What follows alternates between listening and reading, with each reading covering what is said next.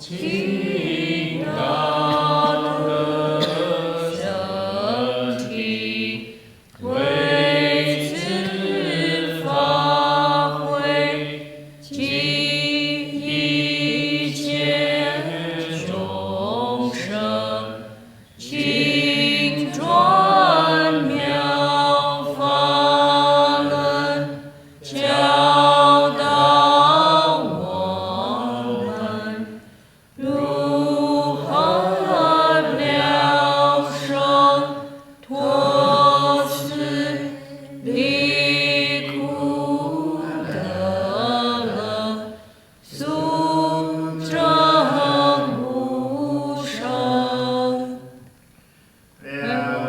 Avatamsaka with great virtue, out of compassion, for the sake of this assembly and all living beings, please turn the wonderful Dhamma will to teach us how to leave suffering and attain bliss and end birth and death, and quickly realize non-birth.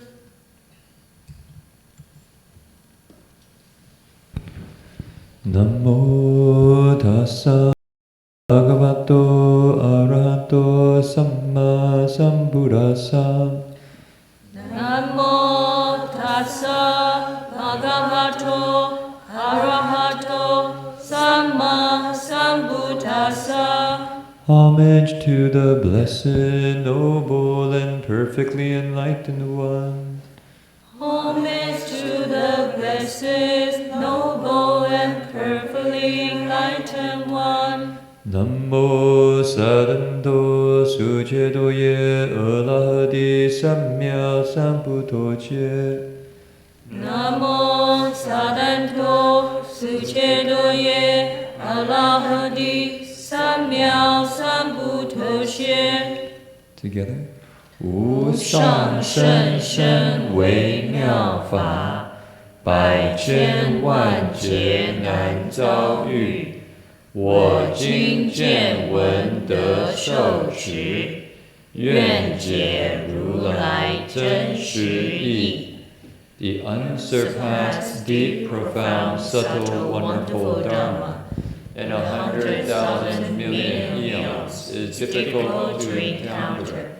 Now that I come to receive and hold it within my sight and hearing, I vow to fathom the thus come one's true and actual meaning. Hello? Is there a little bit of echo? Okay. So if I can invite everybody to take a look at the front cover of your sutra text. We'll be chanting the name of the sutra as well as the accompanying Buddhas and Bodhisattvas that come with the sutra. So, okay, palms together. Namo Davang Guang Vo Hua Yan Jing Hua Yan Nai Wei Fo Bu Zai. Namo Davang Guang Vo Hua Yan Jing Hua Yan Nai Wei Fo Bu Zai. Namo Davang Guang Vo Hua Yan Jing Hua Yan Nai Wei Fo Bu Zai. Namo Davang Guang Vo Hua Yan Jing Hua Yan Nai Wei Fo Bu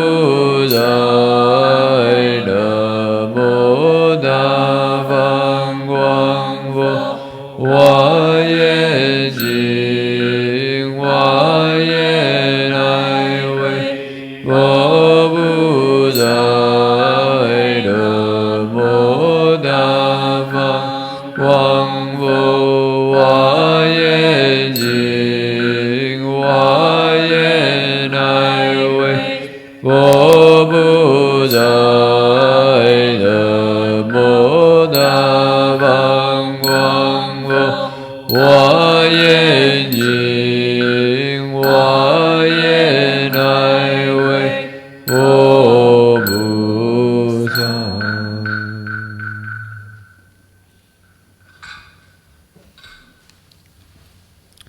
So good evening, everyone. Today is February 28th, 2015, the last day of our February, and also the 10th day of the Lunar New Year. So we're starting out the New Year. I believe we had some more Chinese New Year festivities down in San Jose. I heard the event in Oakland last week went very well. Dharma Master Jingfo has many pictures, so I think that went very well. He said lots of people came for the spring rolls and the calligraphy, much more than he expected. But tonight, we have a chance to open up and study the Avatamsaka Sutra. And we're on page 25, 24 and 25. And we're investigating the Bodhisattva who's cultivating the 10 grounds, the 10 grounds of the Bodhisattva. And he's on the 6th ground, called the ground of manifestation. In Chinese, it's the Shen, it's the Shen Qian Di, manifesting before, right in front of you. And so if you could open your sutra text on page 24 or 25. Also tonight we have something a little bit special. I do not know if people know, but we've been teaching a class, Jing Hesher and myself, at the 17,000 Buddhas this last month. And one of the lectures was on the 12 conditioned links, the Sar Ying Yuan Fa, which I believe, I hope, people remember what the 12 conditioned links are, at least the title, because we've been going over the 12 conditioned links in these lectures probably for the last maybe three or 4 months in great detail. But what was nicely done, I think, in the class was Jing put together a presentation with the 12 conditioned links very, very clearly laid out. And so what we thought would be a really good opportunity for people to get a chance to review it, because it's such an important list in the Buddha Dharma. The Buddha said, if one could see the 12 conditioned links, could see it, they would see the Dharma. And it's because living beings don't see the 12 conditioned links, but we don't see the Dharma. So it's something that he said was very core in his teachings. Say anything? Want to maybe read the text a little bit and then do the text. So we'll read a little bit of the sutra text, and then we will actually have a presentation so that people will have a chance to investigate the Dharma, the 12 conditioned links, which is you could say the cultivation of what the Bodhisattva does on the 6th ground. And so for all of us is a chance for us to look at 12 conditioned links, how it connects to our experience, so that we can cultivate the way. We might not be at the 6th ground of the Bodhisattva, but at least we can use the dharmas for our own lives. Okay, so what we'll begin is just to read the passage on page 24, and we'll go all the way to the bottom or the middle of page 26. Stop there? Okay. Okay. So we'll just then. So page 24 to the top of page 26. So okay, I invite everyone here. Please put your palms together. And you can repeat after me. 佛子菩萨住持现前地复根修习满足不可坏心决定心纯善心甚深心不退转心不修习心广大心无边心求自心方便会相应心皆悉圆满。Okay, please turn back to read the English. We can read this together. Disciples of the Buddha, when the Bodhisattva dwells on this, the ground of manifestation, he further increases his cultivation and perfection of an indestructible mind, a decisive mind, an entirely good mind, a deep, profound mind, a non-retreating mind, an unresting mind, a vast, great mind, a boundless mind, a mind of seeking wisdom, and a mind of interaction of expedience and wisdom, all of which are totally perfected.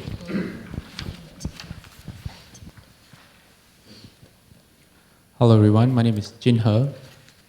So, Jin Chuashi already gave a primer of what to expect this evening, and it's going to involve the projector screen. But before we get there, one of the challenges that as monks, as practitioners, and as sometimes we have to teach in a class or we have to speak, is that when we read texts such as the sutras, it forces us to try to tease out the principle behind the text. Because the sixth ground, Bodhisattva, operates on the ground of emptiness. And to be able to understand the real state of the Bodhisattva, you either have to be a sixth ground Bodhisattva yourself or higher to explain it in its real meaning. And then you also need an audience to understand what you're saying. And they too have to have the corresponding state. So at our level, or rather at my level, which is like mundane level, the challenge is to find or to discover the principle. Because once you discover the principle, then you can, what am I saying? Specifics? You can apply it in different situations and you can understand it in different ways. For example, when the first time I encountered the 12 conditioned links, I always thought it described a human existence. Meaning from birth, you start from birth until death. And I thought it was very physical, very something you can feel and see and touch. But as I studied a bit more, I realized that the same principle could also be applied to a single thought in the mind, which means that from something external outside, the same principle of the 12 conditioned links happens thought by thought. And in fact, the Bodhisattva does have this saying on page 13, which we covered maybe like a year ago, I'm not sure. So on page 13, right up, it says, and you don't have to refer, I can read it to you. It says, disciples of the Buddha, the Bodhisattva Mahasattva then thinks, everything whatsoever in the threefold realms is only a single thought. The Tathagata extrapolates this one thought into 12 distinct branches, each of which depends entirely upon that one thought for its existence. So the Bodhisattva, for the Bodhisattva's point of view, it's mental. It's just in the space of one thought. He sees the 12 conditioned links happening. So we thought today we want to tease out one principle of the 12 conditioned links. And one of that is that it explains the way we are. For example, some people are prone to anger. Some people are prone to, say, sadness or happiness. Different people are different. So the 12 conditioned links is a way for us to understand and discover things about ourselves and what makes us us. And everyone here is very different. Everyone here is unique. There's no one quite the same. Sometimes they are, but usually they're not. For example, if okay, I'll use the example later. That's a good example, which I'll come to later. So coming back to the text today, when it says disciples of the Buddha, the Bodhisattva dwells on this, the ground of manifestation, which is the sixth ground. He further increases his cultivation and perfection of an indestructible mind, And it goes on, a decisive mind, an entirely good mind, a deep, profound mind, a non-retreating mind, an unresting mind, a vast, great mind, a boundless mind, a mind of seeking wisdom, and a mind of interaction of experience and wisdom. So tonight what we hope to do is to use the 12 conditioned links to explore what makes us us, what makes my mind think this way. And hopefully we can also see the principles of what the Bodhisattva was going through or some of the elements within our daily lives as well. Okay, so Jerry, are we ready to? Okay, do you want to explain a bit about this one? Briefly, I have a little bit. Okay. So, as the screen comes down, I could just mention, or maybe I should wait for the noise to stop.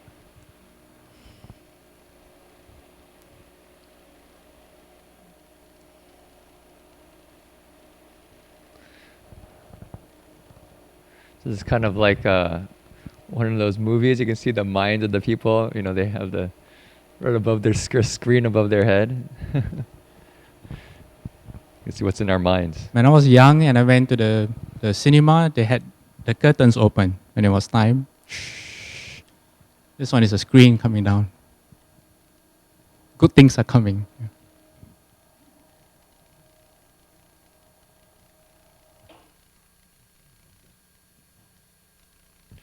Okay, so maybe just to get a flavor of these minds, we'll go back over it again after we go over the 12 conditioned links. But I think one thing to mention is that these are qualities that the Bodhisattva cultivates, and it comes from his cultivation of the 12 conditioned links that taps into this kind of profound emptiness. So it relates very much to what we're going to be speaking about in a little bit. I'll just say one of the minds, and then we'll go over the rest and later. So I was thinking for the first one, the indestructible mind. I do not know if anybody has anything that they know that's indestructible. If I were to ask, what would people think of? Is anything people Superman. think of? I have to say, I came up with the same thing, and we didn't talk beforehand. I thought that was I was like, what's indestructible? I have no reference point. Oh, maybe Superman.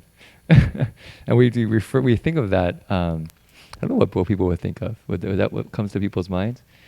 That's an indestructible kind of body, right? He's indestructible. He's invincible because of his body until kryptonite comes, right? And so in the world, we often cultivate this indestructible quality with the body, especially for, I would say, guys often try to be kind of indestructible in their body.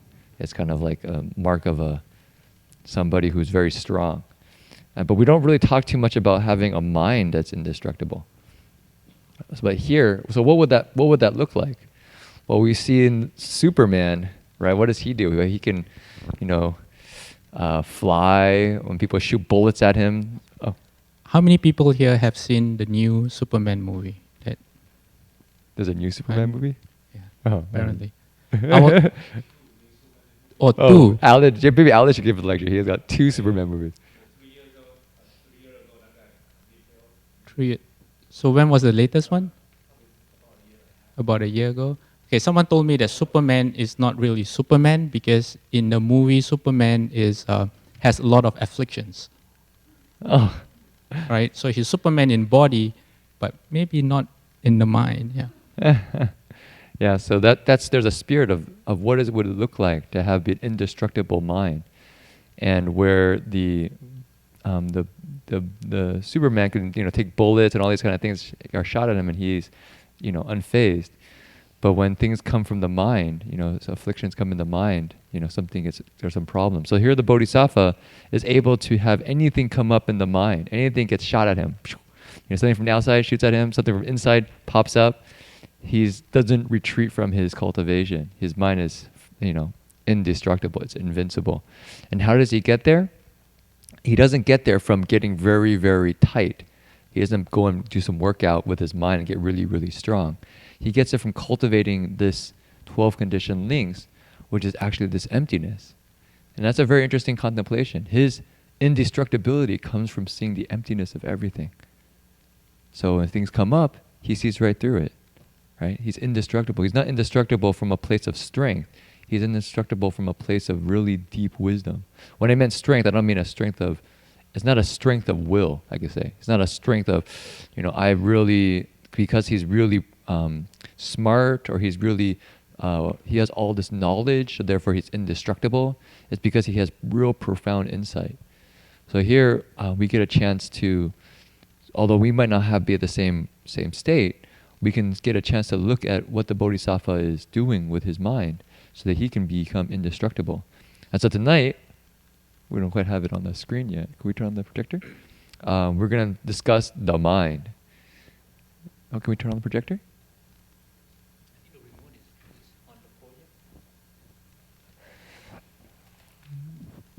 So while we are overcoming technical difficulties, Yeah. I'll just give a primer about the 12 conditioned links. The 12 conditioned links can be seen from a perspective of our past, our present, and our future. So, and it's great. So everything. I think that light has to be the first one. Yeah. Is everything okay for the cameras? And it's okay if you don't see us. You just have to see the screen.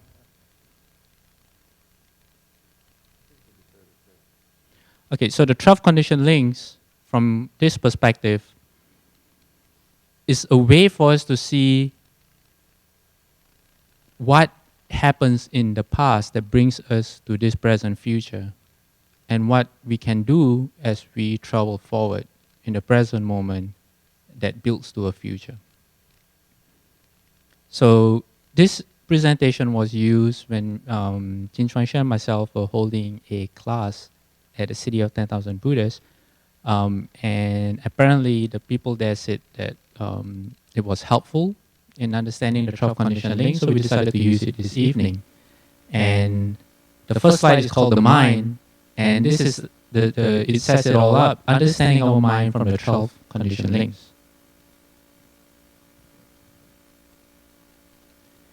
So we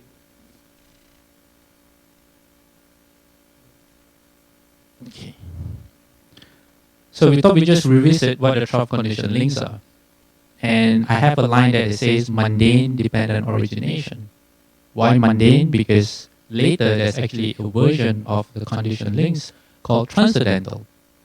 So you have the mundane, which is the human condition, us, all of us here right now. And then you have transcendental, which is the way out.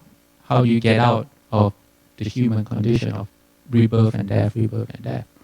So from ignorance, mental formations, you lead to consciousness. Earlier in the sutra, it explains how ignorance is the karmic conditions that forms mental formations, name and form, the six senses, contact, feeling, and so on. So we won't go through the 12 conditioned links in detail, but more from the perspective of cause and effect. So the first grouping of the 12 conditioned links is said to explain our past causes. I'll just look at the screen to see if it's... Can everyone read? It's large enough? Okay. I see some people squinting. Yeah, I can see. It's okay? Do I need to make it larger? Yes? Yes. Okay. Is this better? Okay, but it cuts off some of the screen, so I'll just switch back and forth.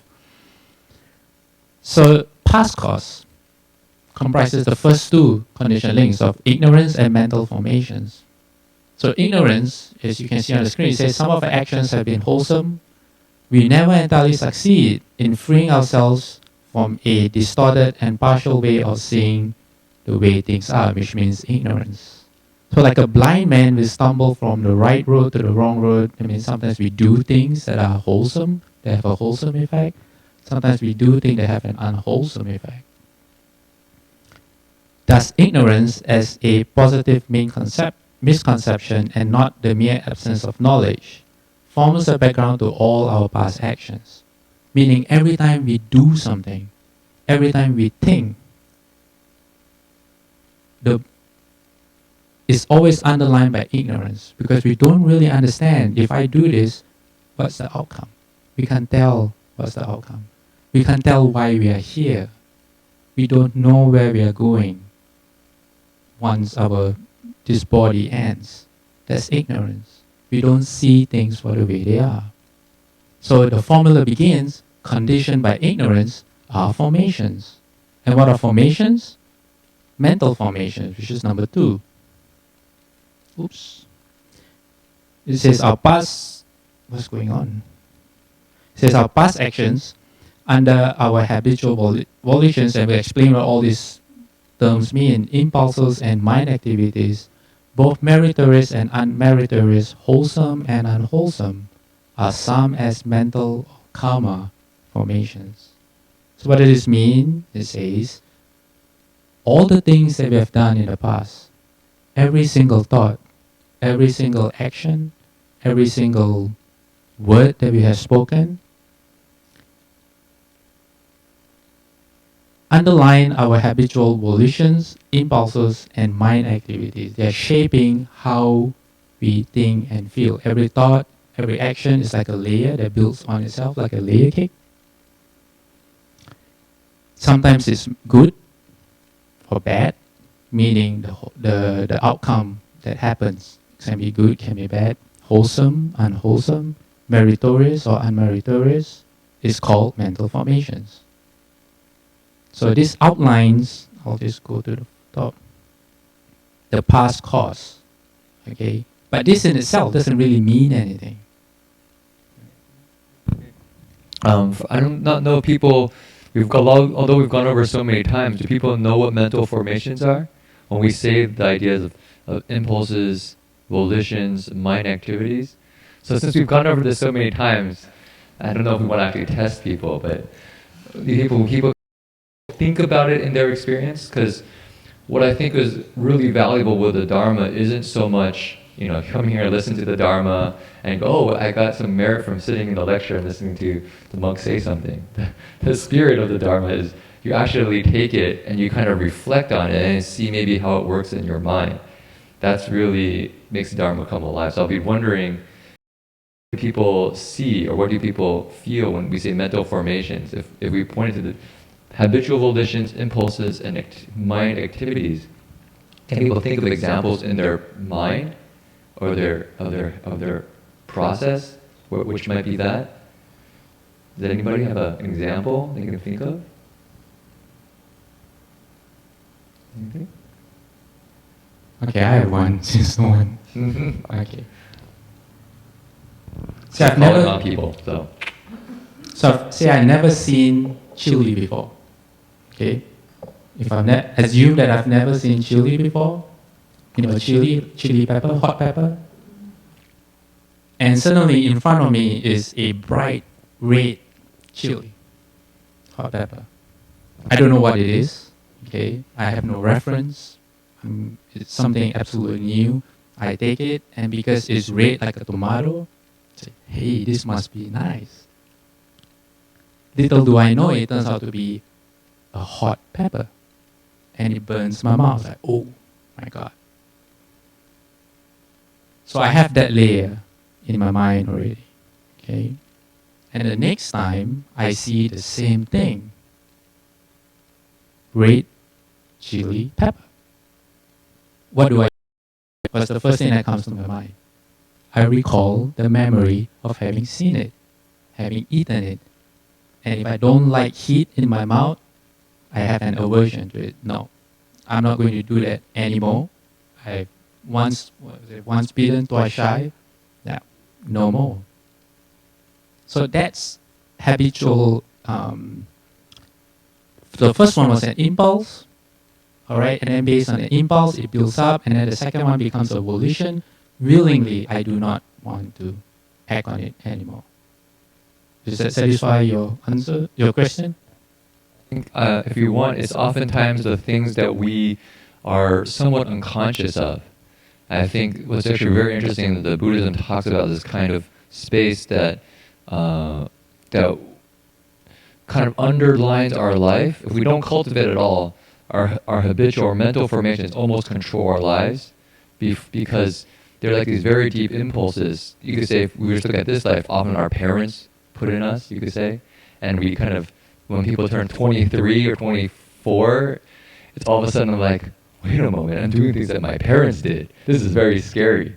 And so where do those come from? Well, you have your very deep habitual patterns of thinking, of doing things that have been put in you, say from your parents, from the past. And so that's pushing us along. And if we're not really aware of where those things are coming from, then we just act on those things. So we'll see the 12 conditioned links kind of bit by bit by bit. But if we don't go back to the first, to these kind of initial places, these mental formations, we can never catch the later on things as well. So this is a kind of a process where you can kind of start beginning to see how we are who we are. You know, these are the things, for instance, I'll use that same example again, like our parents. Our parents put in us, you know, really deep categories of understanding things, you know, what we think is good and wrong, bad, what we find, you know, useful or not, these very subtle things in our mind that then it manifests as actions that we do externally, and sometimes we don't know where those came from. But if we really went deeper into our minds, we'll see that it comes from this process. So that's just another example. But I might actually start calling on names, so I would ask people to start turning on their minds from just listening mode to actually thinking about it and then seeing if they can apply it to their lives. Because I think we've gone over this so many times, it's really good if people can engage it. Yeah. Okay, so like I said earlier, this by itself doesn't really mean much. So we have to look at it in total, and it's going to be uncovered stage by stage. So the next one of the 12 conditioned links tells us or explains to us who we are now. Okay, and what does that mean? Number 3, if you see consciousness, it's all under present fruit. What is present fruit? This is present fruit.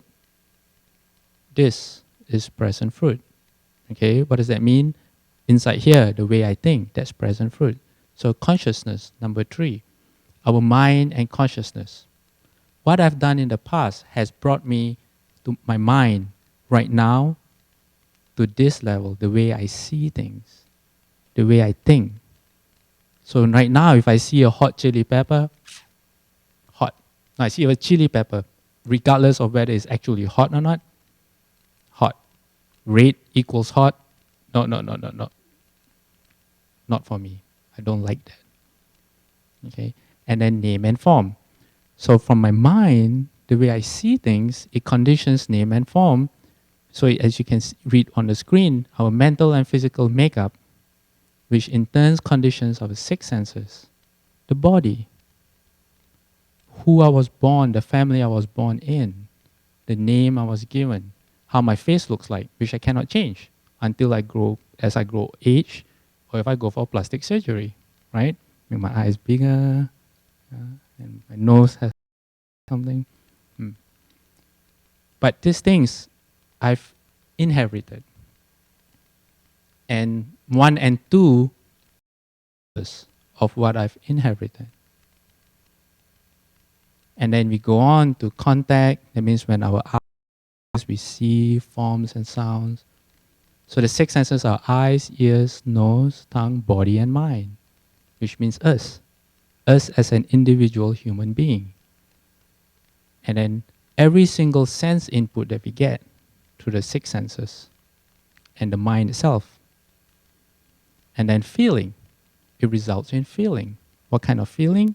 It says various sensation and experiences leads us to pleasant, like a tomato, unpleasant, a red hot chili pepper, right? And neutral. If my experience with the chili pepper wasn't hot, it was just, okay, well, do I like it? Do I have to eat it? Not really. Do I want it? Not really. I'm indifferent. 3 kinds of feelings: aversion or an attachment. So all... That's the next one. The next one. Okay. All right. Thank you. So which means everything that happens to us and how we feel, the first gut feeling that we have, that impulse, is all shaped by our past karma. So remember I said the chili? Because of the things that I've done in the past, stupidly eating a chili pepper without understanding what it was. Now I have that experience that shapes how I see a chili pepper from now on. But it also grows deeper than that. It affects us in a way that shapes how we see things all the time, but we don't realize it happening to us. For example, the first time I went to the city of 10,000 Buddhas, which was in, I think, 2009, every time I circumambulated in the Buddha hall during the morning and evening ceremony, certain thoughts would come into my mind. And what would these thoughts be? I'll be walking around, chanting the Buddha's name, but my eyes would be looking around. And I will look at the way people walk. So sometimes someone will walk, instead of walking normally like everyone else, they would walk one step with every syllable. So, mi, to. And I would like, you can't even walk properly. Do you think you can cultivate? That thought would just automatically come up in my mind. Sometimes I would see someone and they have some facial features that don't agree with me. It's like you don't even look right. Cultivate. Those thoughts come from I don't know where. Frankly, I was a bit ashamed because I was in the Buddha hall and having those kind of thoughts. But it wasn't volitional. It didn't come because I was thinking those thoughts. I called them automatic thoughts. They come from somewhere because I see something, it triggers, or a memory or something triggers that thought. So basically what it's telling us then, right now, in the past condition links, 12 condition links, is that we have done certain things in the past. Through our body, through our mouth, speech, through our mind, which are thoughts. And that has a direct result of who we are today. How we see things, how we react to things. Sometimes we see people and we just don't like it. Sometimes you meet someone and instantly they're like a best friend. Sometimes some people are allergic to certain foods. Some people like certain foods that other people hate.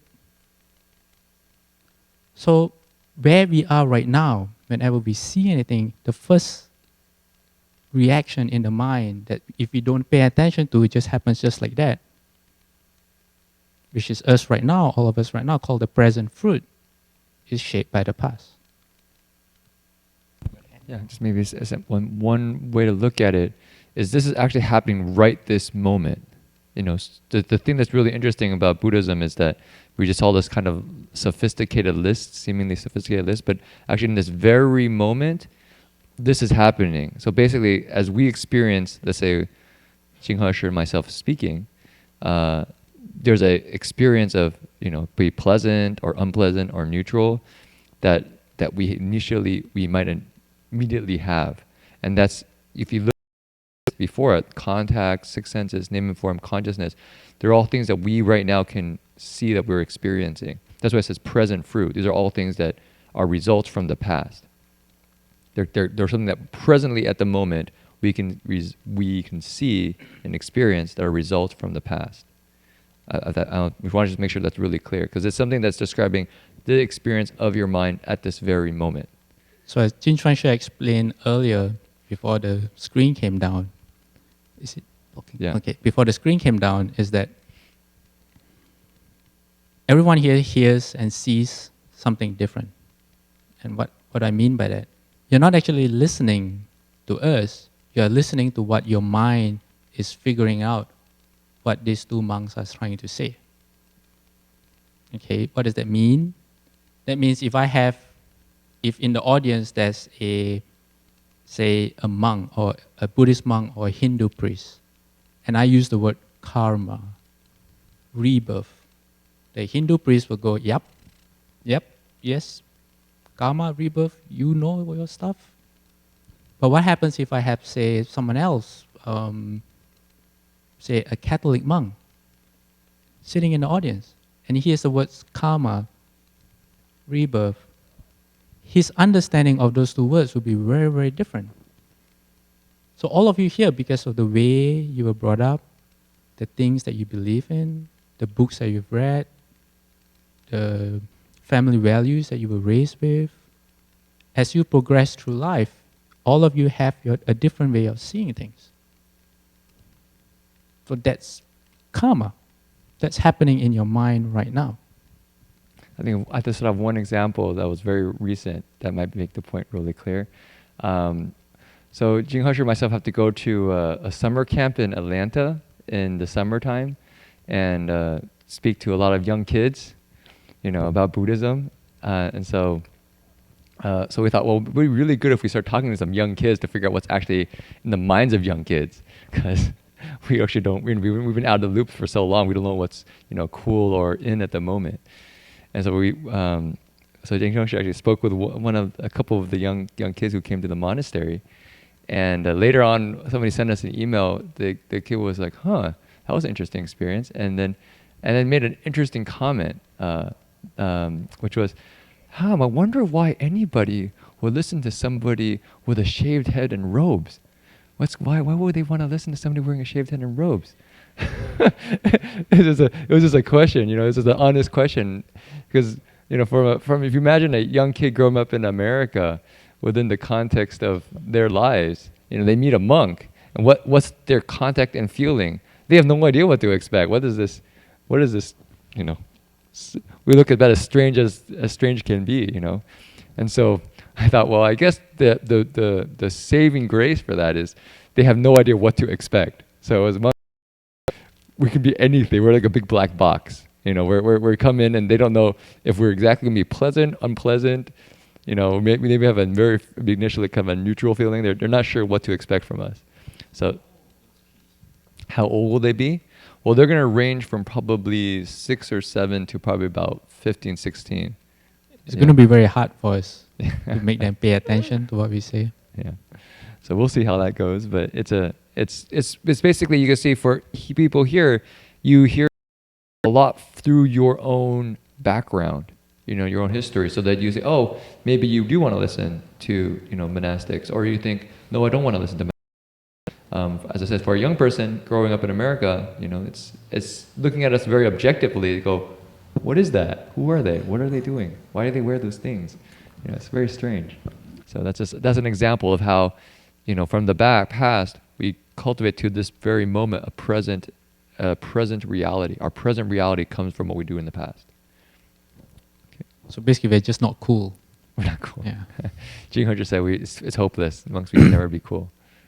So this brings up one very interesting way of looking at ourselves, right? Our habitual reaction to feelings. For example, pain or discomfort. Ever since we were born as a child, as a baby, a toddler, we have received sensations that sometimes are unpleasant. And that's before our mind has develop a logical or a ability to discern what's going on. So the mind basically has not much understanding, just purely emotion. So all our reactions to, say, unpleasant feelings, pain, have been conditioned from a point in our lives when we lack the ability to understand what's going on. And we carry that emotional gut response until we're adults. So just focusing on unpleasant feelings, everyone, the moment you feel as if I'm feeling a bit of discomfort here, without we shift. Our mind tends towards comfort. That's why when you sit to meditate, it can be very, very difficult. Because your mind is screaming at you, move, be comfortable. From a place of logic, there's no discernment going on. Like, where is the pain coming from? Is it really pain? All we know is this feeling in us, an overwhelming feeling, not to stay still. So that's one thing to really think about.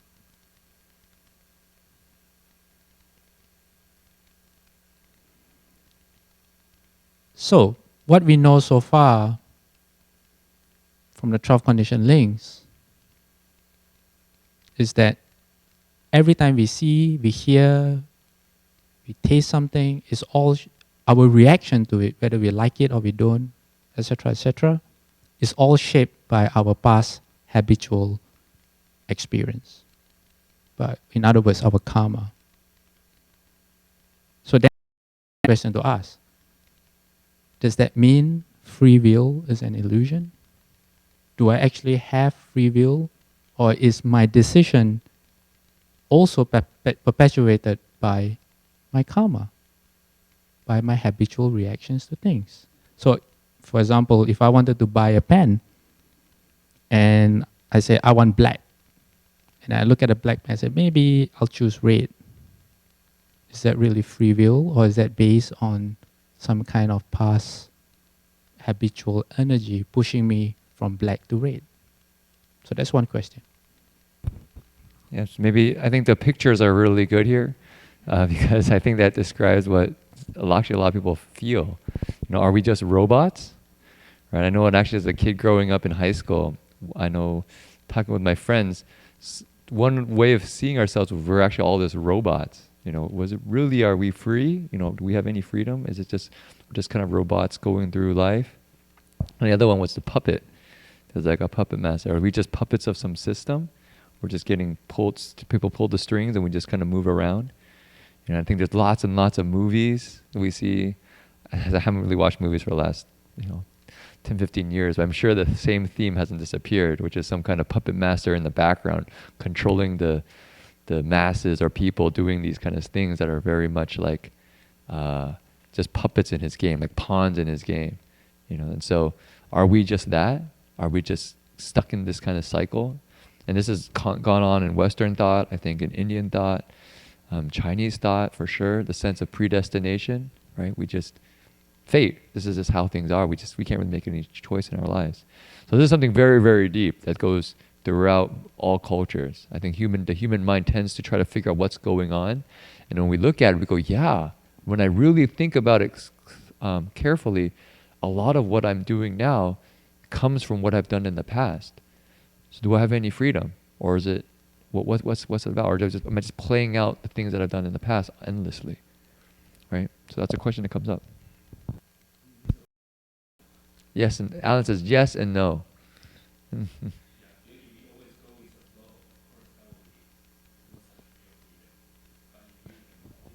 Mike? You have a wait.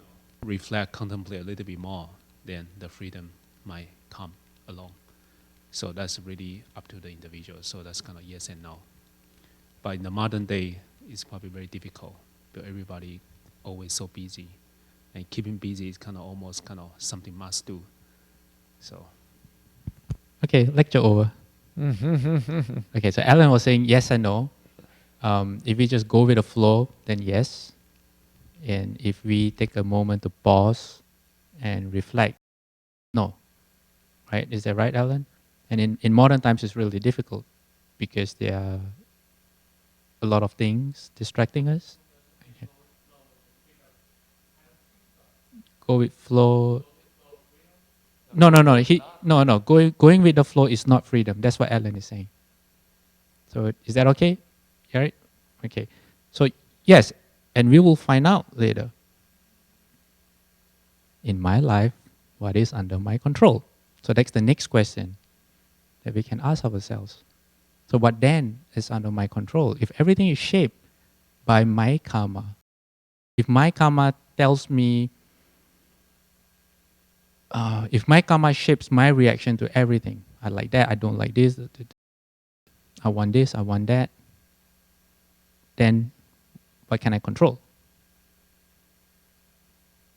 And the flip question is, what is beyond my control? What can't I control? I just want to point out the bottom left corner has the cell phone in the toilet. We lost our cell phones. It's a lot of suffering.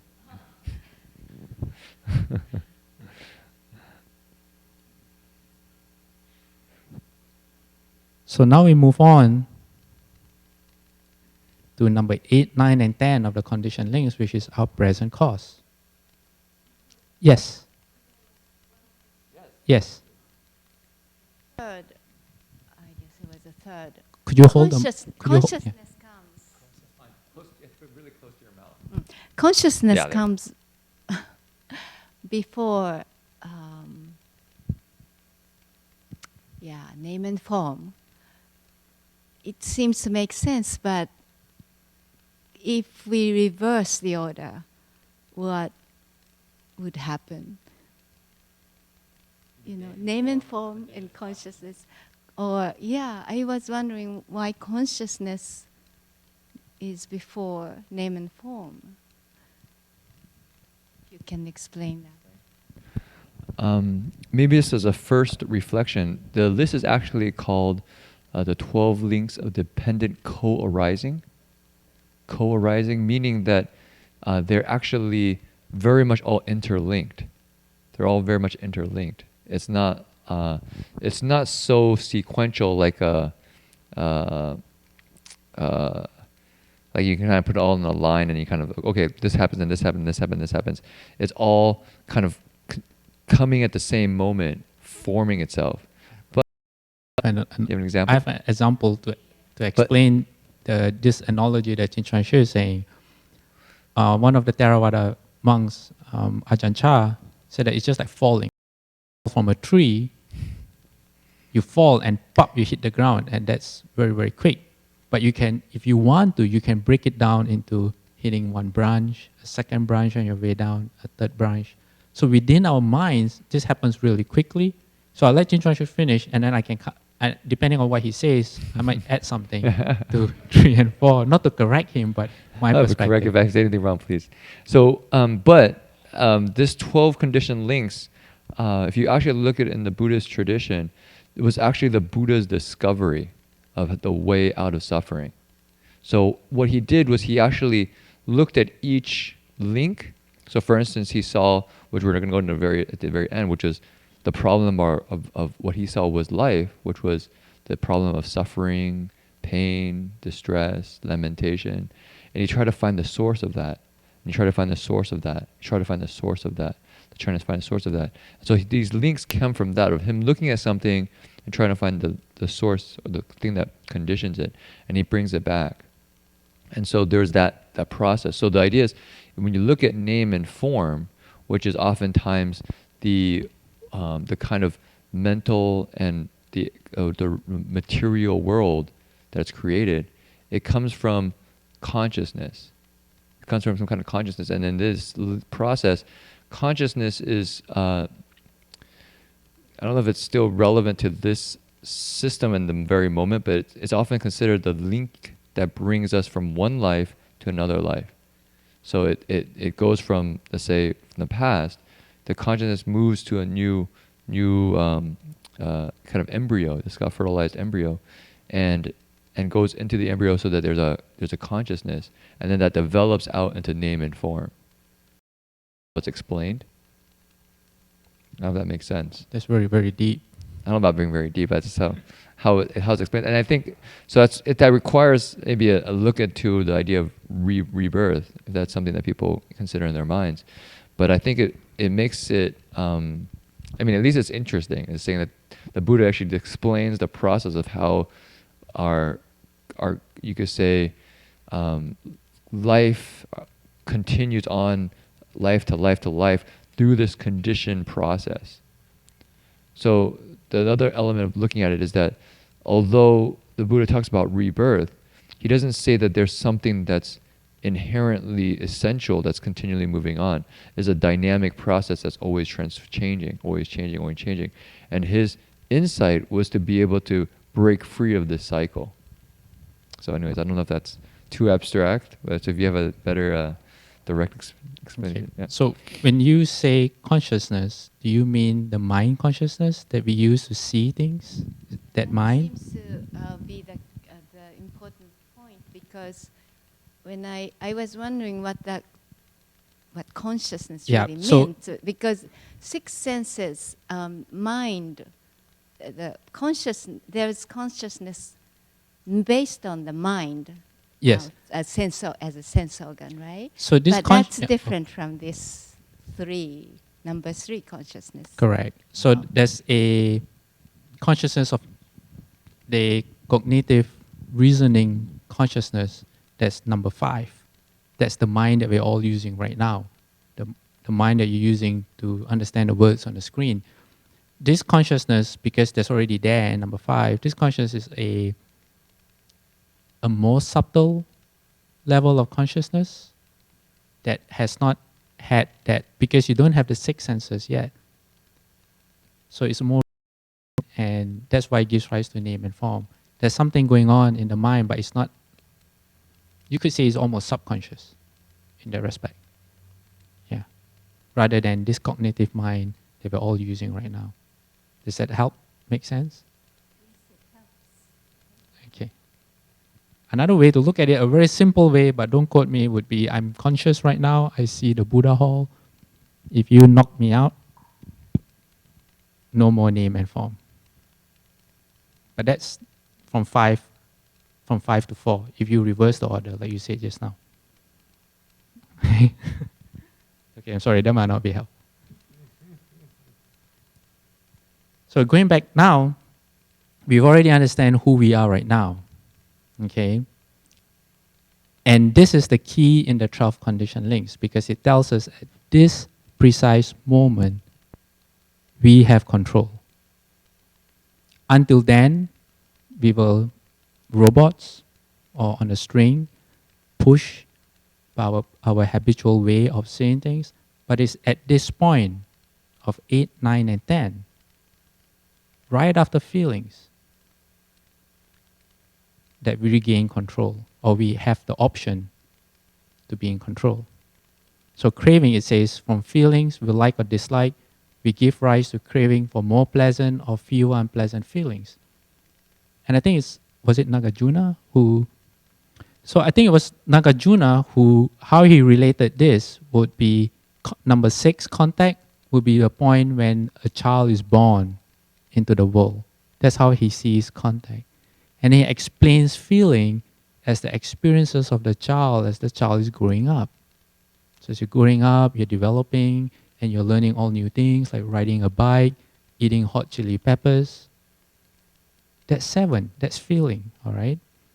And then craving is very interesting, because he says that craving is when you hit puberty. When you realize that, hey, there's something going on that I don't quite understand. Certain attractions, certain changes with the body. And why does he say that? Because this craving then conditions number 9, clinging or grasping. And how it's explained is really interesting. It says, we then cling to various causes of action as the means to bring about the particular pleasant experience we repeatedly crave. So we repeatedly carry out these particular causes of action. It's like a hamster in a wheel running. Almost like a loop. We want something, we crave something, and we repeat the action of trying to create that thing happening again because we like the thing happening. So if you look at it from a context of society, once a child, after all growing up, hits puberty and he starts say, oh, being attractive to the opposite sex is something really it makes me feel really good. Having someone, a partner, makes me feel really, really good. The rest of his life is characterized by that. And in a nutshell, that's really what life is all about. So in this section of 12 conditioned links, the way he described it to someone growing up is really interesting. And what does that lead to? Existence. And they become the way we see things, the way we behave. I used to, before I leave the house, make sure my hair, when I still had long hair, was combed properly. I used to make sure I was wearing the right clothes, all because I wanted to be attractive. So that was my way of existing. So I wanted to be real clear here with this idea of present cause, and we just looked at was past fruit. So the key here is that everything that occurred beforehand was a result of what we've done in the past. So if you imagine up to feeling is something that came from the past. And then right now we are planting the seed for our future, which we'll go into a little bit, through these causes. So one of the slides previously was saying, what do I have under my control? If we say we have a little bit of freedom, where do I really have freedom? The Buddha points out where the freedom is. And I think this is very helpful for each of us who want to cultivate our minds, because then we can apply effort in the right place. If you try to apply effort at the level of feeling, for instance, like you see something and you have a sense of dislike, and you go, wow, I don't want to have a sense of dislike, and you want to get rid of that feeling of dislike, that's not going to be very easy. If you start getting anxious, upset about the things that arise in our minds or the feelings that we experience and think we're not supposed to have that would actually be counterproductive in a way, because we don't actually have control of that. That's something that we planted a seed from the past, and it's arising now that we're experiencing. Now the place of real freedom is where we are planning the causes for the future, which is that moment of craving.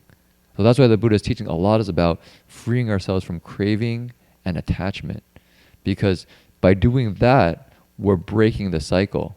We have to let the previous seeds arise and just let them go, and don't hold on to them. Don't reinforce them by craving. But we don't, okay, say that again.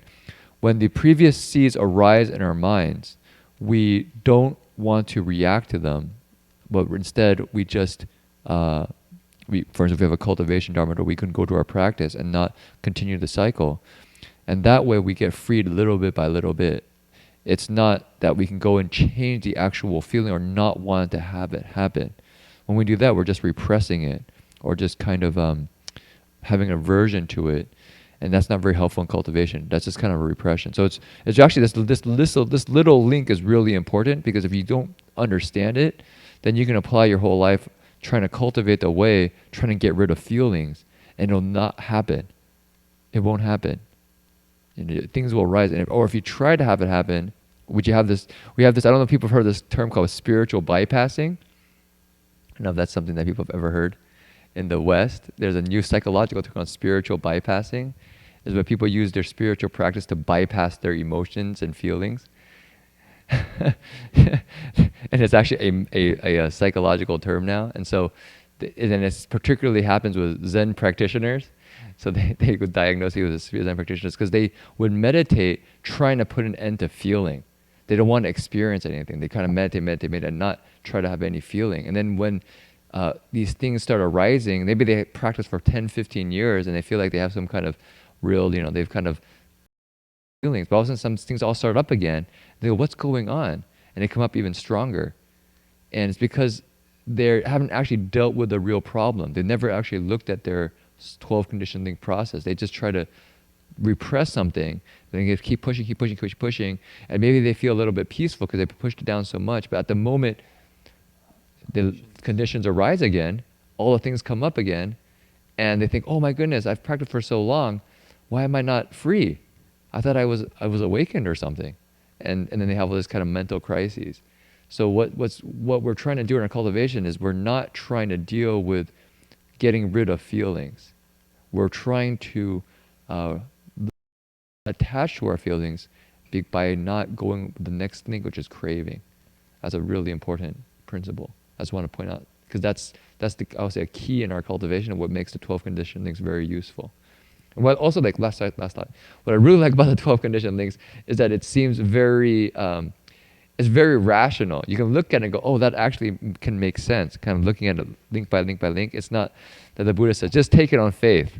Just believe what I say. It's like, okay, I tell you, get rid of craving. It's just good for you. So just do it. He says, okay, let me explain to you this whole process, how it works. This is how it works. So I think you can look at your own life and say, can you really control your feelings?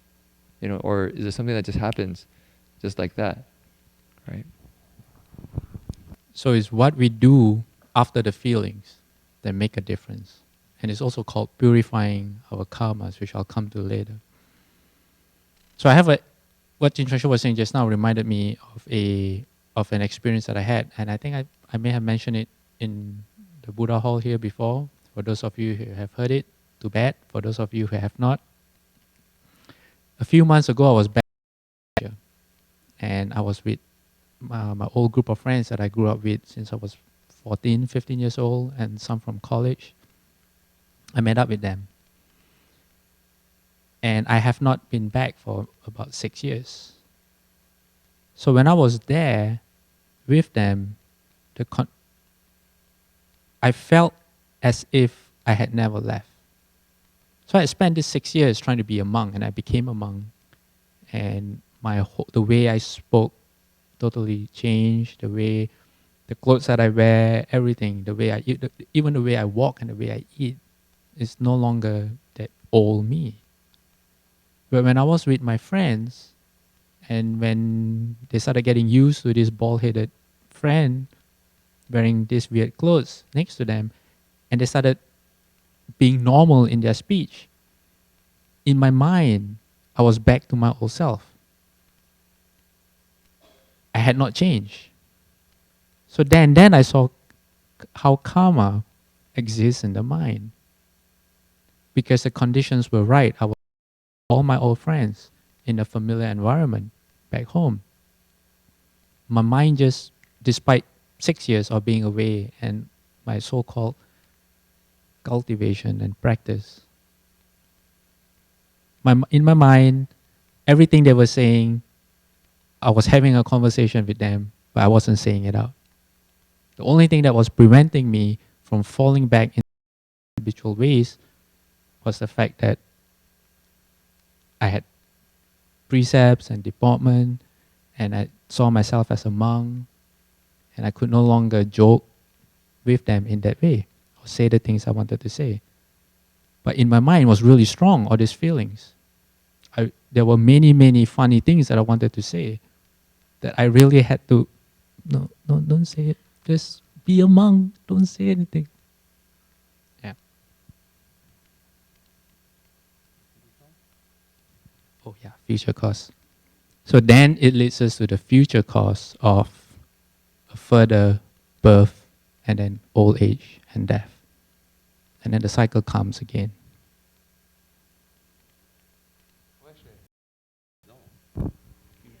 I think that's future result, future fruit, future fruit. Okay, so my bad. so what happens is that basically, so through the craving, clinging, and existence, that's what conditions birth, and that's what ultimately what I mentioned was the Buddha's project, was how to deal with old age, sickness, death, and all the suffering. So once you attach, crave, cling, have this kind of bring into identity and existence, then we have a birth, you could say, in this very moment. And then when anything is born, to be honest, that thing will end up passing away, will die. That was the Buddha's insight, right? If you really look at what's the cause of old age, sickness, and death, it's birth. I think I also gave this example maybe at the Sutra lecture, or at least in the one in the class, which I always thought was so good because it really stuck in my mind, was Ajahn Amra was talking about, people always have all these things about cause of death. If we say cause of death, accident, or cause of death, old age, or cause of death, it says, actually in the Buddhist perspective, what's the cause of death? Birth. So the moment we are born, we're going to die. So that's very practical. I don't think everything else are just conditions. The actual link to it is birth. That you were looking to address is birth. So he is really practical to link going backwards. Yeah. So, as the title says, in terms of a thought process, the 12 links occur just like that. That's what Jin Chuan Shu was saying. Simultaneously, very, very quickly. Our reality then is nothing but a process. The way our mind works is just a process. In other words, it's not me, it's not you, it's not him, Jin Chuan Shi, having that mind. His mind is just working based on almost like a watch. You put everything together and suddenly it starts to move. So that's one of the things the 12 condition links tells us. I think this is a really helpful contemplation as you start cultivating, because then you don't take things so personally anymore. So for instance, we have all these flaws, right? We have these kind of personality flaws, our character flaws and things. And rather than attaching to them and thinking that they're us, and then when some people criticize, there's still a habit to kind of react and kind of defend. I definitely do that. But if you have this perspective, which I've tried to, contemplate, then you realize this is just a process. So when people point out something that you can improve in, you realize, I can just improve in that, and there's a chance for you just to improve and work and grow and not attach. So rather than trying to protect something, we just realize it's an ongoing process. And we see that everybody's an ongoing process. So we never fix on somebody and judge them and say, they're bad people, they're a bad person, such and such and such and such. It's just a process that's going on. So they've created a bad seed, then there's a negative result. So how can I help them plant good seeds so they have a good result in the future? It's just an ongoing process. And I think it's a very, you could say, a liberated way of seeing things, rather than having to start solidify something and attach to it. Yeah.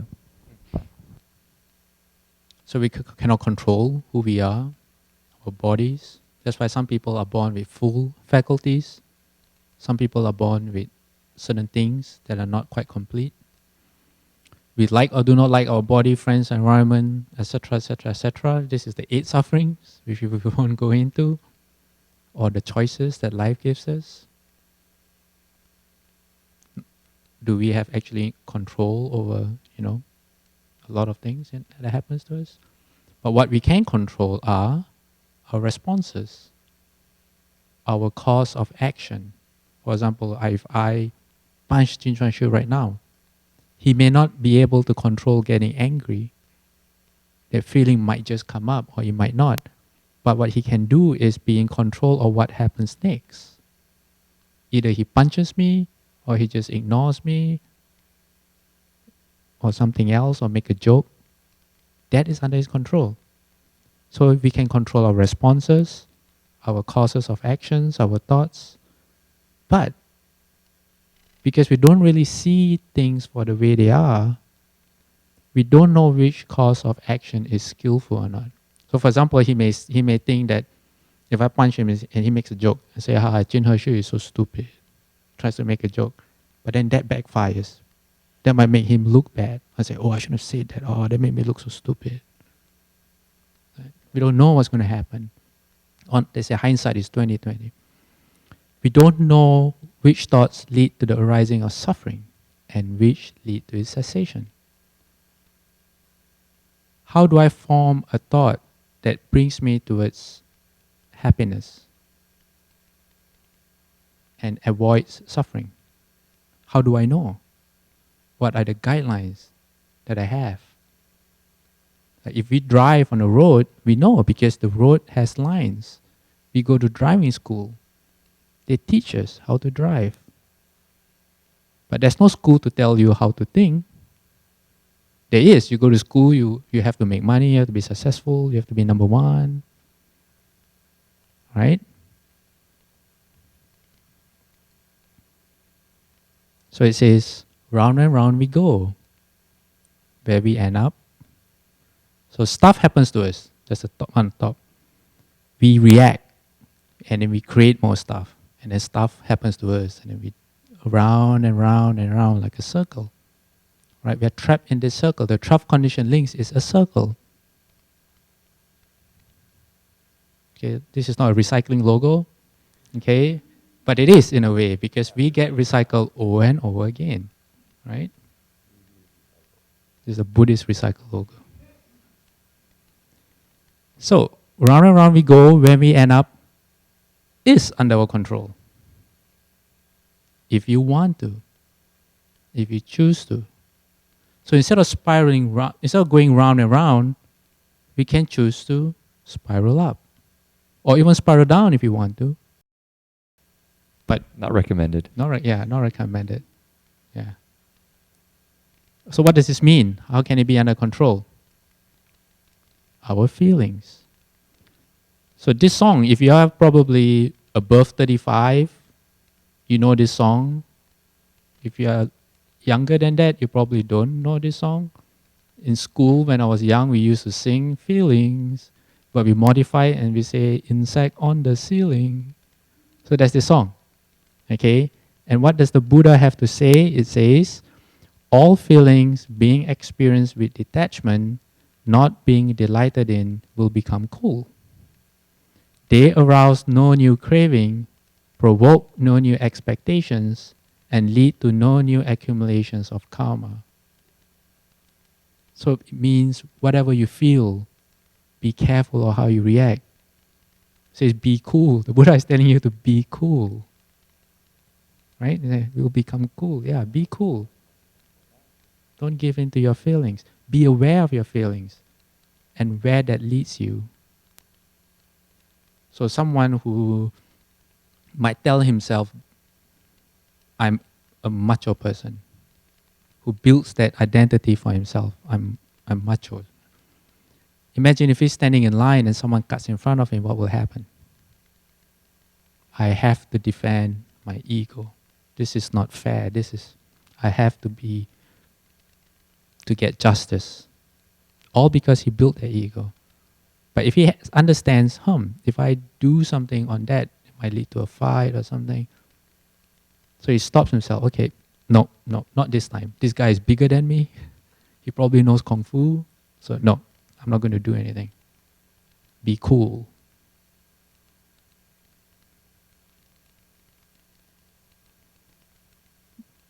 Then we come to purifying our karma. So our thoughts and actions determine what happens to us in the future or in the immediate future right away. So what is the nature of my next thought? Is it based on greed? Is it based on anger or hatred? Is it based on ignorance? Ignorance meaning not understanding the way things are, like thinking I'm going to live forever,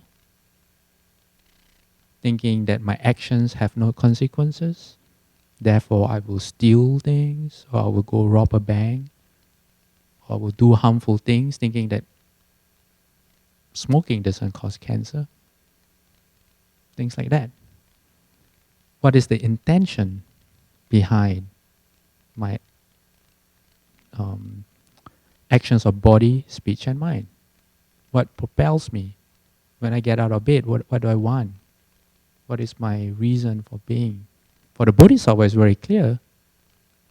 He wants to save all living beings. He wants every living being to be happy. And he will do whatever he can for that to happen. So should I worry about my past karmic causes? And this is really key because a lot of people say, oh, what happened if in the past I've done this, what happened in the past I've done that? Well, it's how you see things right now that determine how your past karma affects you. Does everyone understand? I see some people nodding, and some people looking at me like, what is he talking about? Okay, I'll say that again. It's how we set up our minds right now that determines how our karmic results affect us. For example, if you have to go hungry for 2 days, 3 days, is that suffering? Your stomach will hurt. You will constantly think about food. Yes, suffering. If someone forces you not to eat for 2 or 3 days, suffering. But what happened if you did not eat for 2 or 3 days because you were around people who did not have any food and you willingly gave up your food to these people? Is that suffering, or will your heart be filled with a certain joy or gladness or satisfaction? Will it be hard? Yes, probably. If your stomach hurts, it'll be hard. But on the other hand, your mind and your heart will be very, very different. So our perception of how things happen to us determines how we see things, how we set ourselves up.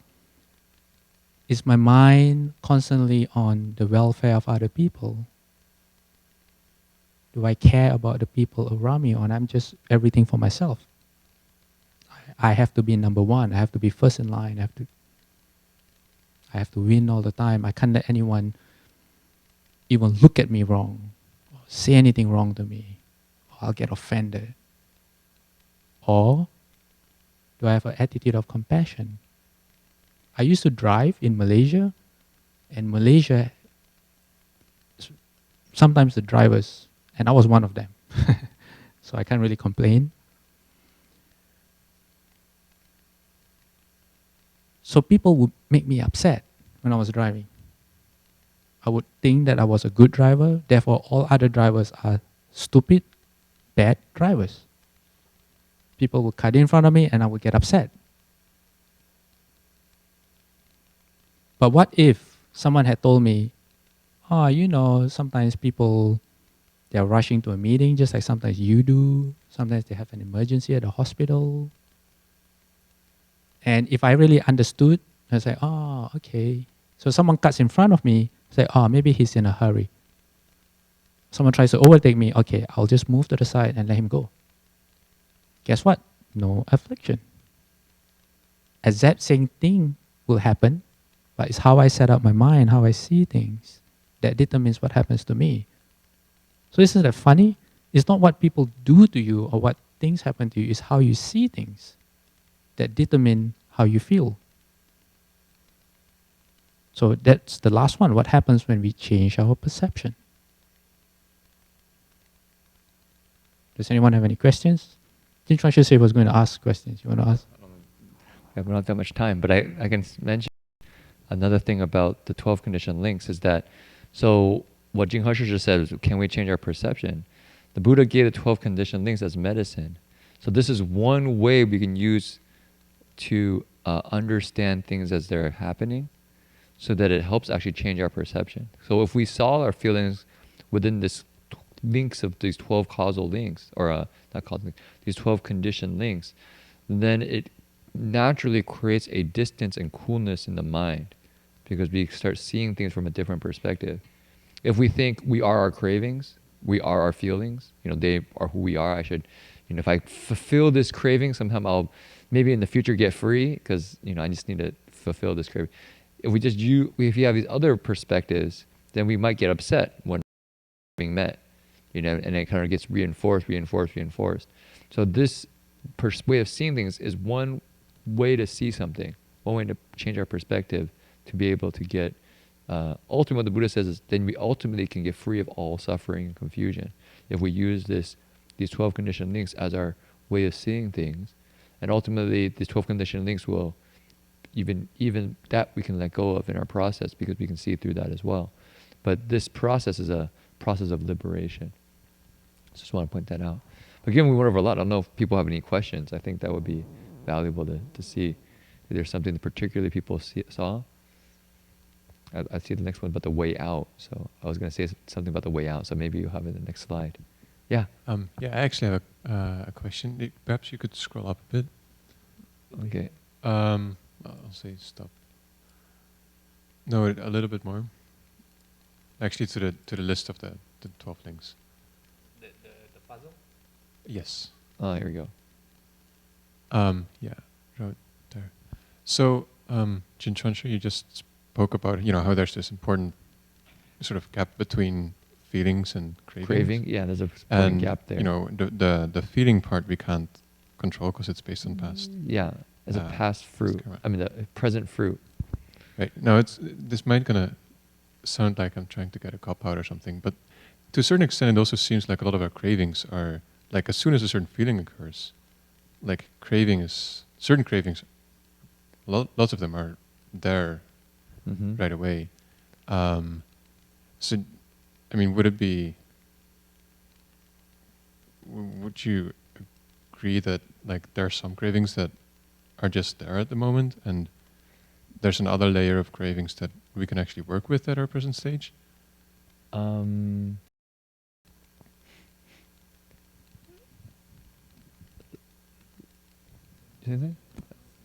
So I may repeat the question. I have to reflect on that. It's basically, Feda is asking, so oftentimes we experience our cravings almost as reactions that we don't have any control over, right? We experience something, we have a craving for something, and we have like no control over it. And so is there a difference between certain cravings that we have control over and certain cravings we don't have control over? Is that the question? Or how do you work with that? How do you experience? Okay. You have an answer? What? Now I've repeated the question. I think I have a couple of thoughts on it. I thought I understood, but now I don't understand. So you Okay, you I answer can first. start. I can start with a thought about it. If I were to reflect about it in my own process, I think there's definitely cravings that are, you could say, grosser in terms of more apparent and more subtle cravings, and so where I see that the process of cultivation starts is at the grosser cravings, the cravings that are much more, that I can see, that I can begin working on. And there's a lot of subtle cravings that that I don't seem to have you could say, the samadhi or the cultivation to really deal with them. And the Buddha is teaching us that ultimately we have to let go of all craving if we're going to become liberated. But because my actual cultivation isn't good enough, I can't actually get to that point. So where I would start from is to work on the cravings that I can really see clearly, and go at those and try to let go of those to start with.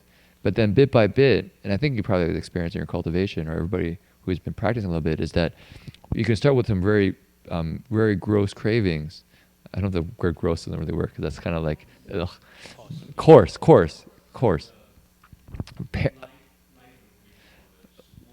Yeah, more superficial. Or when I say gross, is like the cravings that are really harmful. Like if you really have a bad addiction, like if you're smoking, I guess I didn't smoke before, but I played video games. I stopped playing video games, but and not to say anything bad about video games, but it was definitely like a craving that took up a lot of my life and a lot of my time when I was a teenager growing up in high school. And it wasn't very pleasant, and it wasn't a really good thing. You're always like on a computer and you're killing people, hundreds and thousands of people, you're just shooting with a gun or something. It's like, that's not going to be planting very good seeds in the mind. And so, when you start being cultivating, one of the things you have is no entertainments. So all of a sudden that craving becomes very much apparent, and then you work at that. So so I have a thought of want to play video games. Like, oh, okay, that's obviously not going to lead to something very good. So you don't follow that. Now you have other cravings, like cravings for food, because we also as monastics we eat one meal a day, and you want to eat, and you go, ooh. Now that's a little bit trickier, because craving for food is a lot of other psychological mechanisms, survival, things that you like. It's got so there's like more and more subtle things you work on, but through the process of letting go of those, basically, actually throughout the whole process, every time you let go of a craving, in the heart you actually feel a little bit more free. I think people can experience that for themselves. Is as you let go of those cravings, you feel a freedom in the heart and the mind.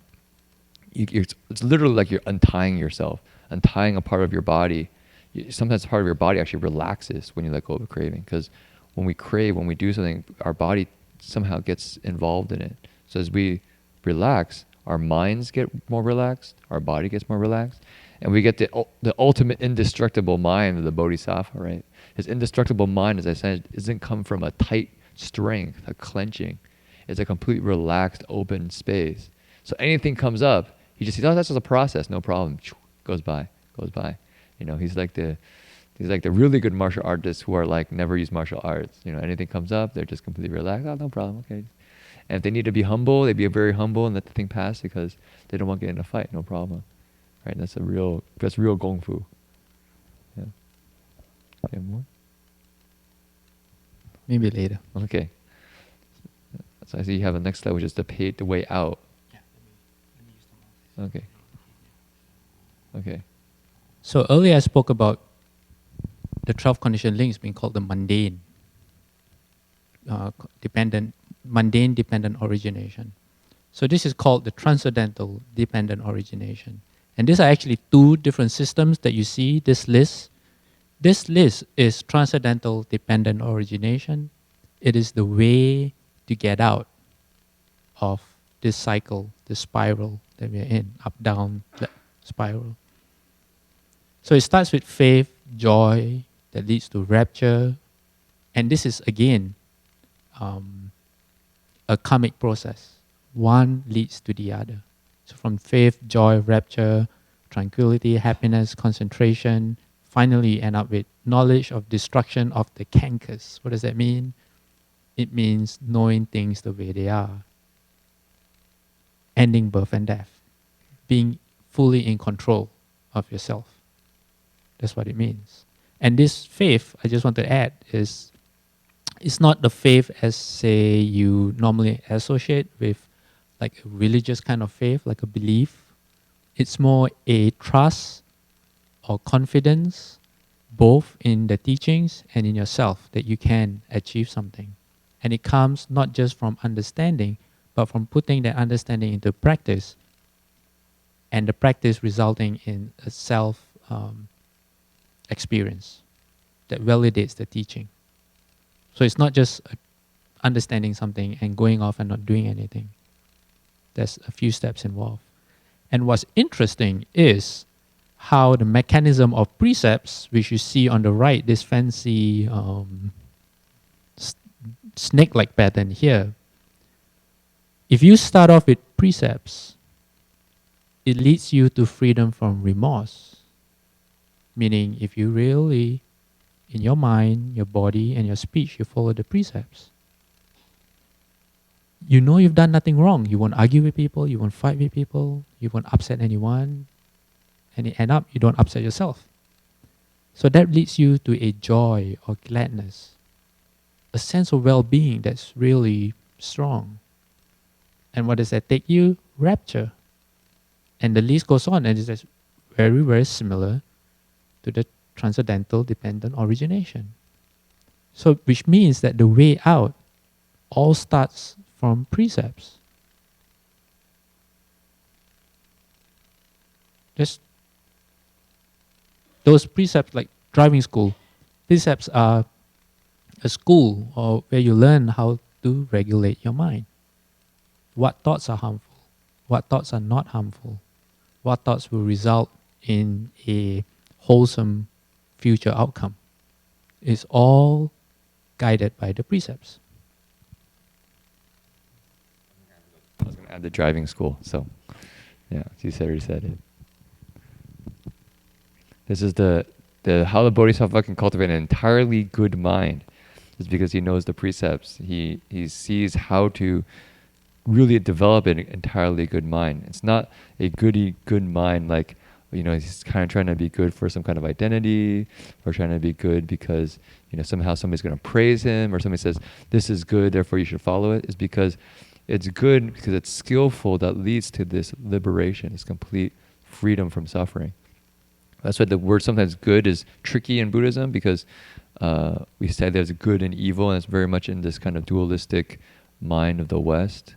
Or I mean everybody, we all have the dualistic mind, but in the religious traditions in the West, there's often this kind of good, absolute good and absolute evil, and that's what we categorize things in. The Buddha is not using good and quote unquote bad in that context.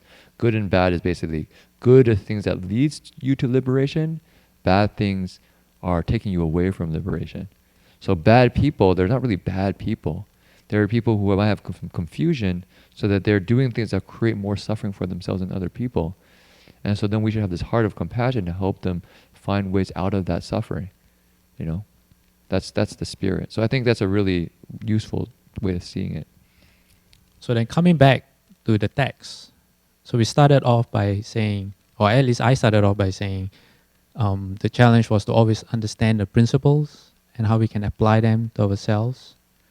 So now that we've gone through the 12 dependent origination, the 12 conditioned links in this manner, and if people have been understanding what we've been trying to say, and you see the process within yourselves, you can see how the minds of the Bodhisattva at the sixth ground we are also there, although at a different level. For example, a decisive mind. If you know that the precepts tell you don't get angry, it's very easy to regulate your mind. Your mind can be very decisive. I'm not going to get angry. I know I feel angry, but I'm not going to act on it. That's a decisive mind. An entirely good mind that we don't have to elaborate. You'll just, guided by the precepts, all your actions, your thoughts, your speech will be wholesome. A deep, profound mind that will come as you apply the precepts in your life. A non-retreating mind, if you know what's good for you, naturally you do it and you stay away from bad things. You won't retreat back into unwholesome ways of acting. And it comes also with practice. An unresting mind, a vast, great mind, you will see your understanding of yourself and the people around you expanding. A boundless mind, a mind of seeking wisdom, and a mind of interaction of experience and wisdom. That's a bit tough for me to explain. Now it's particularly talking about how you're able to use skill and means. That's usually the word for experience, is skillful teaching to the situation, and wisdom. So you can use those completely interconnected, no problem. They work, in harmony. So when something comes up, you can not only just understand what's going on with wisdom, you can actually know how to teach to that situation. So that's like, for instance, we're going to go to summer camp. We might know the 12 conditioned links, but if we have no idea how to teach these, 12-year-old kids, and we're not going to show them this PowerPoint, it's going to PowerPoint like, what's going on? So, this would not be the right skill and means for that. So there might be some wisdom, but it's not interacting at all with skill and means. So it's for the Bodhisattva here. He not only has deep, profound wisdom to see, things as they are through the 12 conditioned links, he also has skill and means to be able to teach that to living beings to their potentials. So before we finish for tonight, does anyone have any questions or anything they want to clarify at all, online or? Yeah, anything online? That's true. How many people do we have online? 24, 25. Yeah. That's what, more than the people we have at Berkeley. Yeah, about the same. 1, 2, 3. Yeah, about this, a little bit more. Okay. So, yeah.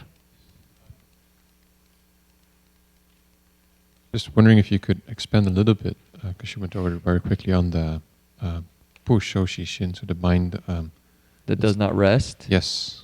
The mind that does not rest. The unresting mind. The unresting mind.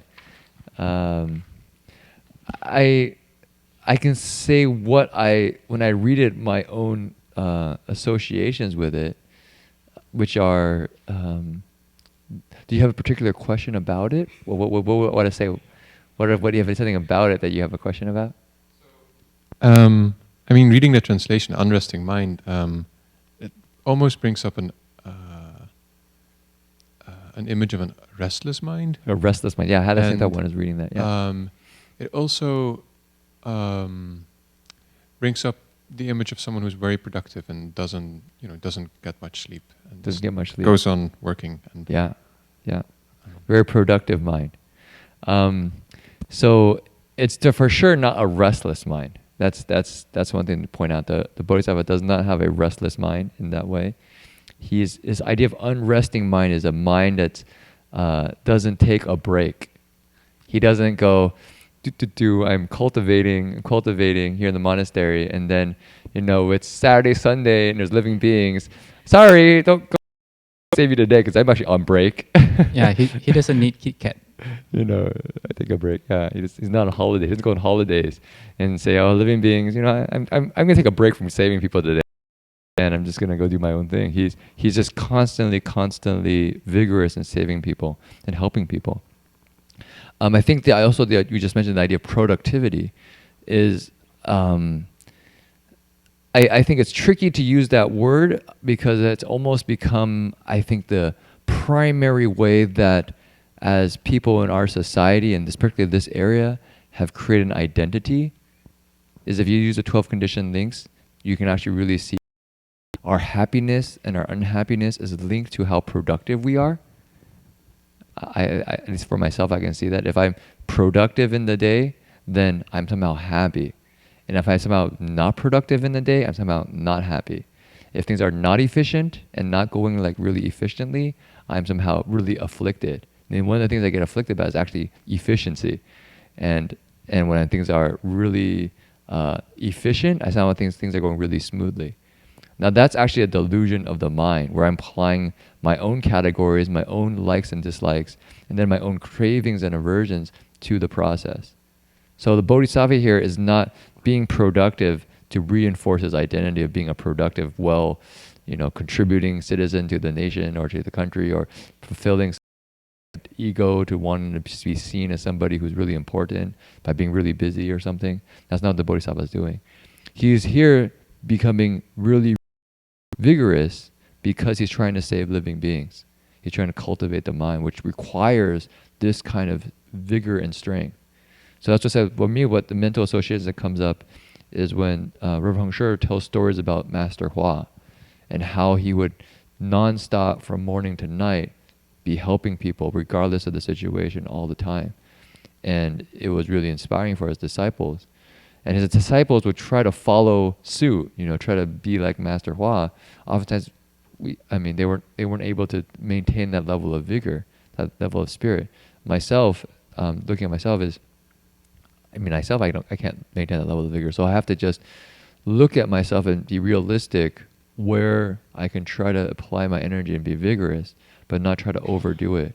Because if I overdo it, then I end up on the other side. I kind of collapse at some point because I don't have the true strength of the bodhisattva. Yeah. Okay. Another way to see this is it's not unresting, meaning the duality of restlessness is an untiring mind. The mind does not get tired. It does not need to rest. And if you bring up the term restlessness, the bodhisattva is already on the sixth ground. So a bodhisattva from the first ground onwards, it already operates on the ground of emptiness, which means that they're beyond the duality of the mind, like restlessness or tiredness. So we can't apply a duality of restlessness and to a bodhisattva on the sixth ground. So I would see this of unresting as a mind that does not get tired. A mind that just keeps on going and going like a Duracell battery. Right? It's going and going, going. Even the thought of rest does not come in because, it's just like having patience. If your mind doesn't move, you don't get angry. You don't need patience in the first place. Yeah. So to me, that's what it means. Because Fed is resting my question, and I have this question. So my question is, so when we are sleeping, when we are resting, like in the dream, how this 12 link functions? This is my question. How this 12 link function in our dream or while we are resting and sleeping? You are just within the 12 conditioned links. Say that again, please. You are just within the 12 conditioned links. Even in the dream. Even in the dream. As long as you breathe, even after death and all that, you are still within the 12 conditioned links. The only way you get out of the 12 conditioned links is through cultivation and through practice. And you get, as in the image above, deliverance. You become an arhat. So when you're dreaming, you're still dreaming. And as the Buddha would say it, as you're awake, you're also still dreaming. Because we operate on ignorance, even when awake. Brahma Master said, we dream in a dream, we wake up, it's still in a dream. If you want to look at it another way, when you're dreaming, you're still having contact. Your mind, whoever you're imagining who you are in a dream, is contacting things that your also mind's creating. So you have a contact, right? And you have feelings in the dream. And your feelings, you have cravings and things have been coming up based on habits and seeds you planted in the past. So it's all created within our mind, in our dreams. but it's the same process. Uh-huh. But the power is not as strong as while we are awake. You mean Right. our own cognitive decision-making power? The power of, or the energy of craving. Oh, I don't know. I think there's a lot of power in dreams, and you can really. I mean, I had some dreams don't where know how you- I go don't on know to how like you- war, you kill people and stuff. Like, what's going on in my dream? To answer that question, I would have to know how you dream, and Yeah. my dream is different from your dream. Yeah. Yeah. Yeah. In that night, but actually we always have a dream. I think the metaphor that we're always dreaming means that we always operate based on ignorance. Hmm. We don't know what's going on. So it's just like in a dream, because we don't know what's going on. We don't know the outcome of our actions.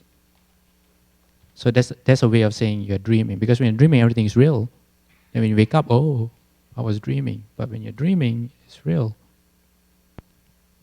I have a Yeah. question from online. Would it be possible to explain how the precepts help regulate behaviors? Regulate behavior. Regulate behaviors. I thought meditation helps calm the mind. Okay. Well, how does precepts regulate behavior? What is it? Well, it's from precepts that you get samadhi, and from samadhi you get wisdom. So if you want to meditate, it's clearly stated in the sutras, especially in the Shurangama Sutra, that if you don't meditate on a foundation of precepts, the Buddha describes it like cooking sand, hoping to get rice.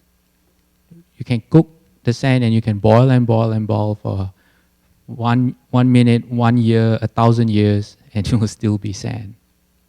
So that's what happens. You might get some meditation, might bring you some peace of mind, a bit of restful state. But if you're looking for deliverance, or if you're looking to break the cycle of the 12 conditioned links, it's not going to happen. It's stated very clearly that you need the foundation of precepts. So how it regulates the mind is, say, if I observe the precept against lying or harsh speech, if I'm really serious about maintaining the precepts, before I say something, I would be mindful of the precept. Oh, I wanted to say something to hurt this person, but I'm supposed to be observing the precepts, so I won't say anything. So that's how it regulates your behavior, by being mindful of the precepts. And once you regulate, how would I say, you be mindful of the precept, first it increases your ability to concentrate and look within your mind, because you have a tool for looking into the mind, rather than just drifting along with the flow. Secondly, as the chart above shows, when you hold the precepts, you get freedom from remorse. And that's how you get into samadhi. In fact, the first dhyana, you can't get into the first dhyana just by willing yourself. You get into the first dhyana through a foundation of joy that's built on maintaining the precepts. So it's very, very clear that meditation practice to be successful needs a foundation of the precepts. In fact, a lot of the sense of well-being that people want and they are seeking through meditation, if you just alter your life through the lens of the precepts, you get that sense of well-being without even having to meditate.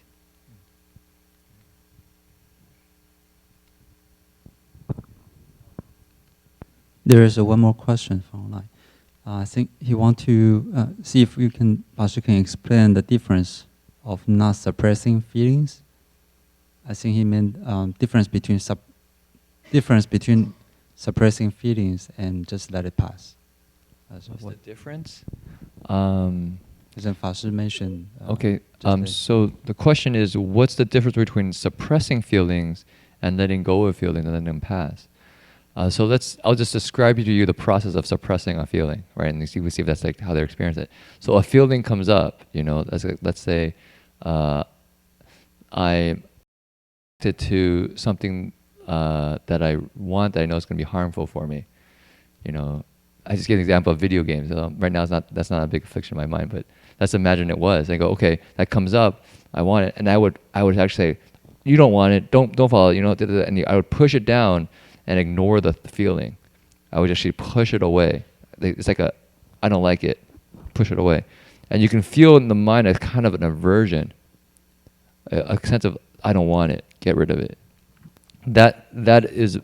Or you replace it with something else. Sometimes. Okay, sorry. Yeah. So there's a sense of I'm actually hiding from it, pushing it away. You know, or if you want it on a very more of a level that you can see in our relationships, you know, you're something that you're unhappy with, so you just push it away. You don't want to deal with it.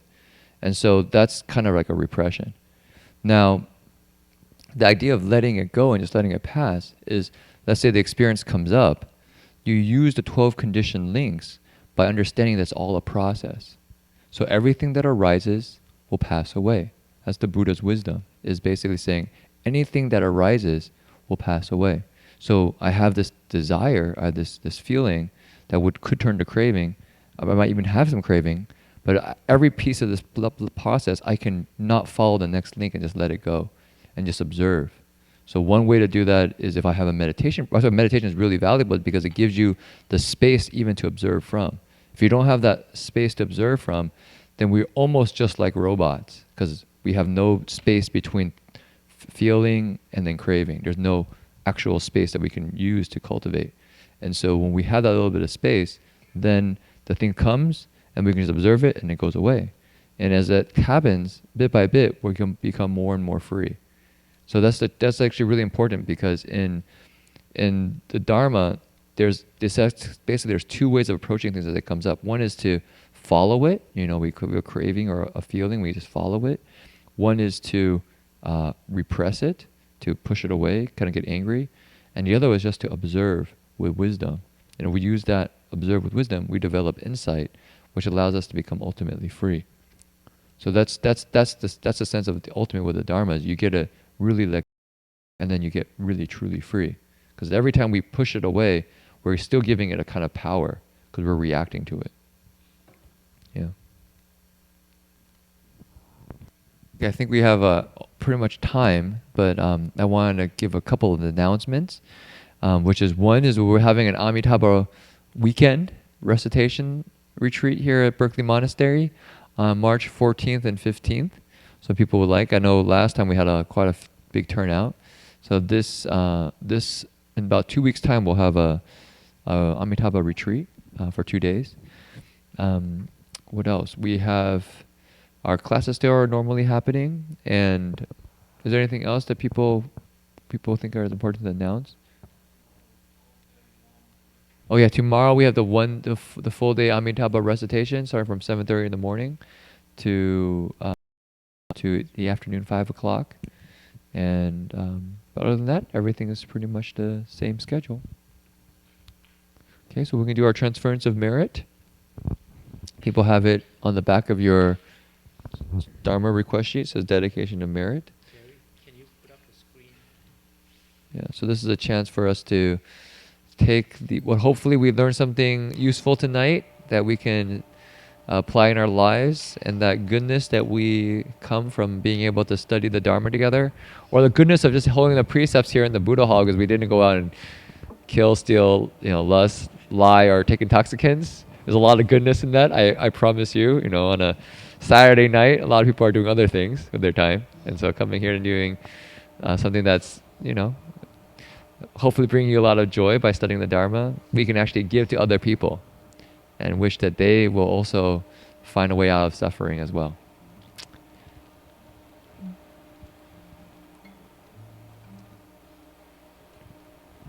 Okay. So if you can put your palms together, we can.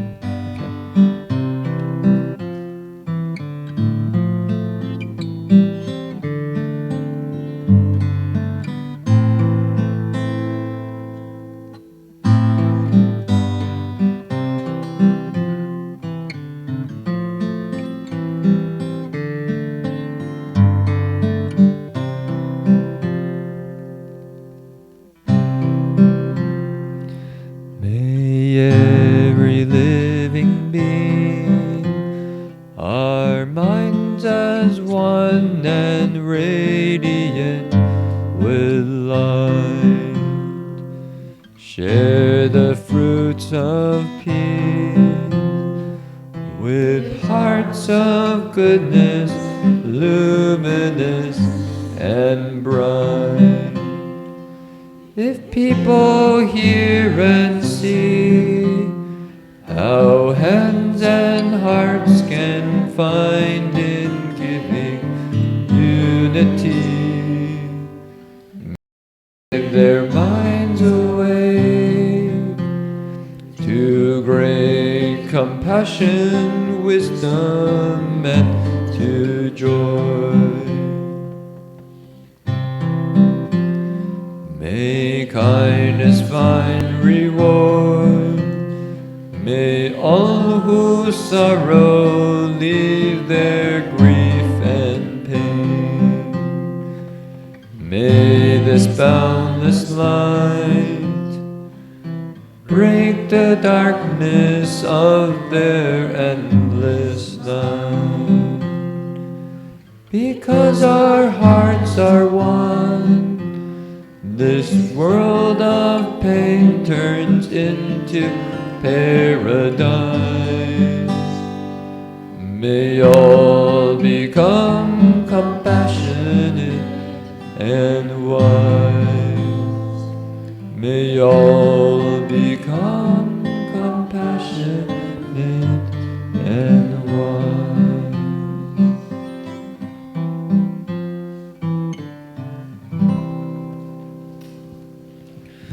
Please stand to bow to the Buddhas.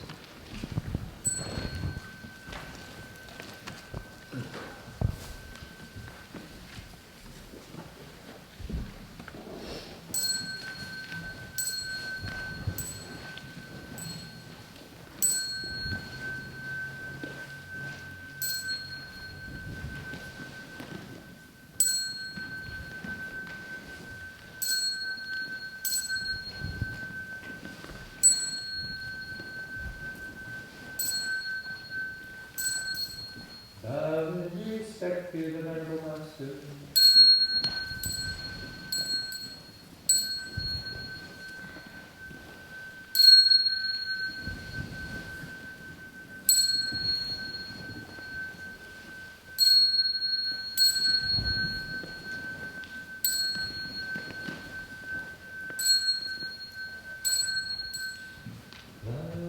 Namo